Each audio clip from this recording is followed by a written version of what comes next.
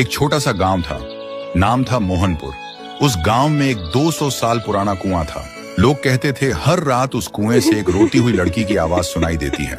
लेकिन एक बात सब लोगों को हैरान कर देती है, मोहनपुर गांव का जो भी लड़का उस कुएं के पास पानी पीने जाता है, वह 2 दिन के अंदर मर जाता है और मरा हुआ शरीर गायब हो जाता है।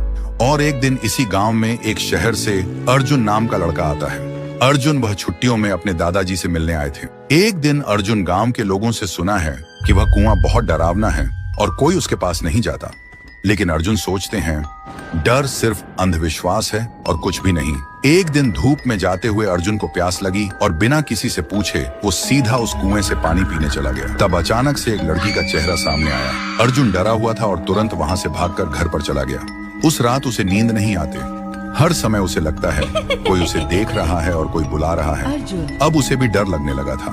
फिर सुबह अर्जुन ने एक बुजुर्ग से पूछा, चाचा ये कुआं इतना डरावना क्यों है?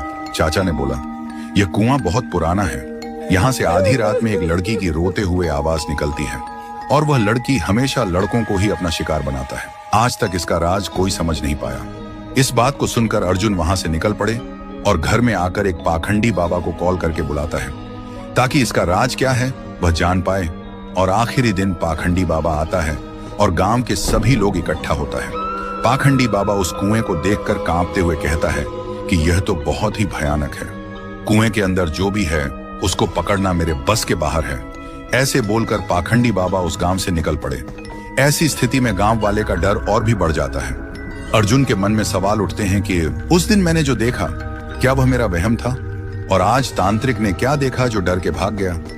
आखिरी दिन अर्जुन आधी रात में कुएं के पास एक पेड़ के पीछे छुप जाता है। अर्जुन देखा है कि कुएं के अंदर से एक अजीब सा रोने वाला लड़की का आवाज सुनाई देता है और तभी कुएं के अंदर से एक लड़की बाहर निकलती है।